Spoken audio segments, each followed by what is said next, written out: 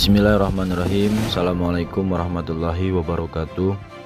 Perkenalkan, kami dari kelompok 4 pekerja sosial kelas 6C dengan saya Dadan Nurdiana dan teman saya Fahmi Octavian.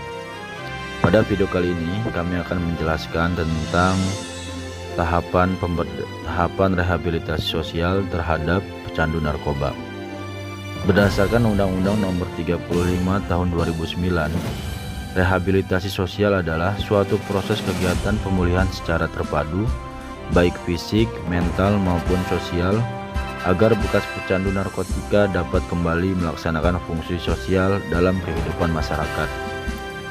Pasal 35 UU Narkotika menjelaskan soal pengertian peredaran narkotika, yakni meliputi setiap kegiatan atau serangkaian kegiatan penyaluran atau penyerahan narkotika, baik dalam rangka perdagangan, bukan perdagangan, maupun pemindah tanganan untuk kepentingan pelayanan kesehatan dan pengembangan ilmu pengetahuan dan teknologi. Dari pengertian di atas tidak dijelaskan secara gamblang mengenai pengedar narkotika, sehingga apabila memakai makna atau konotasi negatif yang ada pada masyarakat, maka pengedar narkoba merupakan bentuk penyalahgunaan narkotika untuk kepentingan komersil maupun bukan komersil yang bertentangan dengan ketentuan hukum atau ilegal. Dari pengertian di atas, maka ada dua perbedaan mendasar mengenai pengedar narkotika dan pecandu narkotika.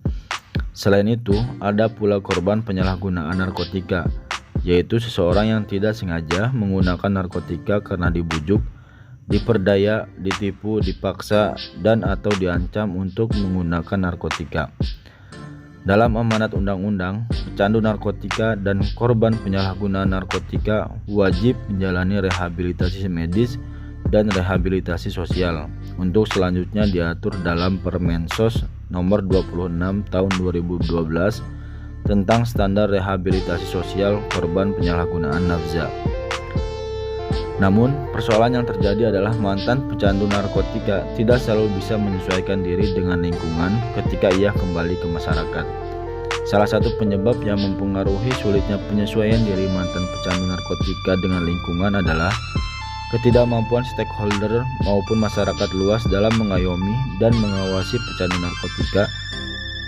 Stigma masyarakat terhadap mantan pecandu narkotika yang terlanjur terbangun menyebabkan adanya atribut sosial yang dibangun dengan tujuan mendiskreditkan seseorang individu atau kelompok mengenai penyalahgunaan narkotika.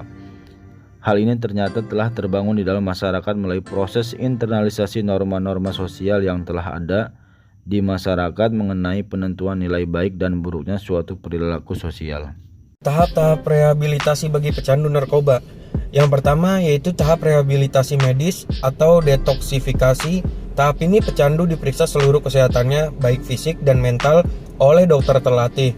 Dokterlah yang memutuskan apakah pecandu perlu diberikan obat tertentu untuk mengurangi gejala putus zat, yaitu sakau yang diderita. Pemberian obat tergantung dari jenis narkoba dan berat ringannya gejala putus zat. Dalam hal ini dokter butuh kepekaan, mengalami dan keahlian menggunakan mendeteksi gejala kecanduan narkoba tersebut. Yang kedua, tahap rehabilitasi non-medis. Tahap ini pecandu ikut dalam program rehabilitasi di Indonesia. Sudah dibangun tempat-tempat rehabilitasi, sebagai contoh di bawah BNN adalah tempat rehabilitasi di daerah Lido, Kampus Unitra, Badoka, Makassar, dan Samarinda. Di tempat rehabilitasi ini, pecandu menjalani berbagai program, diantaranya program terapi komunitis, 12 steps, 12 langkah pendekatan keagamaan, dan lain-lain.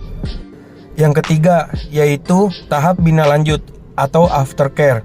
Tahap ini pecandu diberikan kegiatan sesuai dengan minat dan bakat untuk mengisi kegiatan sehari-hari.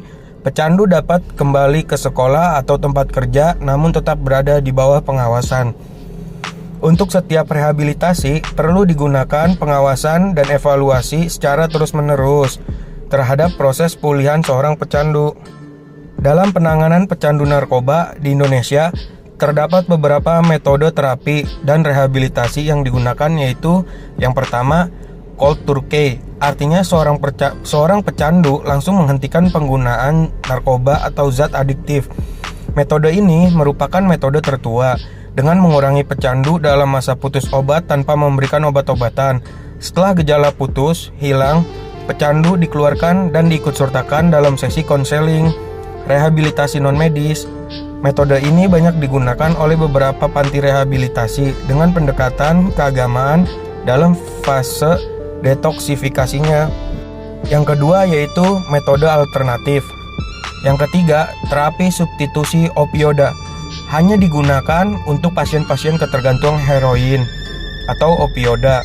Untuk pengguna opioida hardcore addict, pengguna opioida yang telah bertahun-tahun menggunakan opioida atau suntikan, pecandu ini biasanya mengalami kekambuhan kronis sehingga perlu berulang kali menjalani terapi ketergantungan. Kebutuhan heroin atau narkotika ilegal diganti substitusi dengan narkotika legal. Beberapa obat yang sering digunakan adalah kodein, buprenorfin, metadon, dan naltrexone. Obat-obatan ini digunakan sebagai obat detoksifikasi dan diberikan dalam dosis yang sesuai dengan kebutuhan pecandu. Kemudian, secara bertahap dosisnya diturunkan.